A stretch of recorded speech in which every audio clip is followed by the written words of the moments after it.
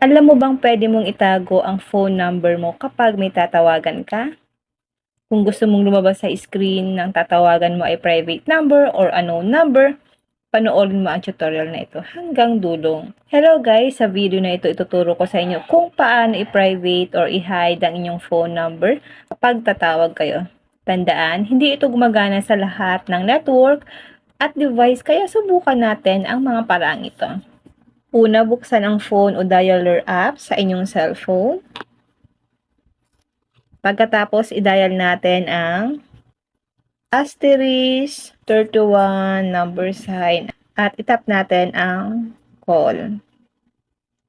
Kung dalawa po ang inyong SIM card sa inyong phone, kailangan lang po natin guys mamili ng isang SIM card kung alin yung gagamitin nyo once natatawag kayo at naka-hide ang inyong phone number. Halimbawa guys, ito, itap lang natin ito.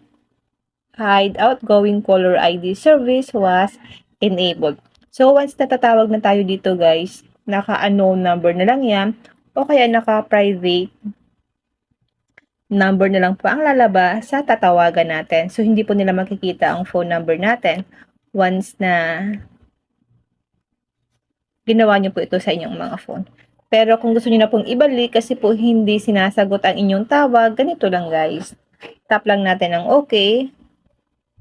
I-dial po natin ito.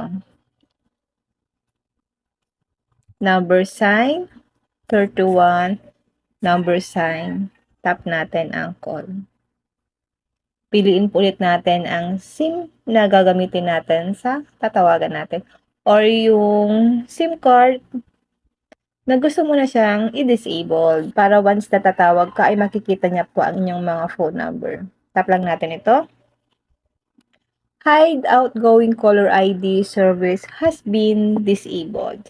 So, once natatawag na tayo guys, makikita niya po kung ano yung phone number natin. Okay? Meron po kasing settings ang ating mga phone na once na ano lang po ang nakalagay, kapag tatawag tayo, ay hindi nila yan guys sinasagot. Kasi syempre, para sa kanila, spam yan.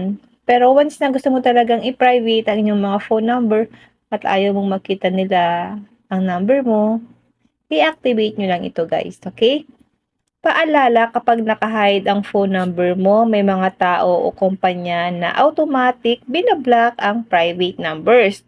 Kaya kung hindi nila sinasagot ang inyong tawag, subukan mong ibalik sa show number ang caller ID mo. At ganun lang kadali mag-hide o mag-private ng phone number kapag tatawag. Kung nakatulong ang tutorial na ito, huwag kalimutang i-like, i-share at i-follow ang page para sa mas marami pang cellphone tips at tutorials. Maraming salamat sa panonood at nagkita-kita tayo sa susunod na video.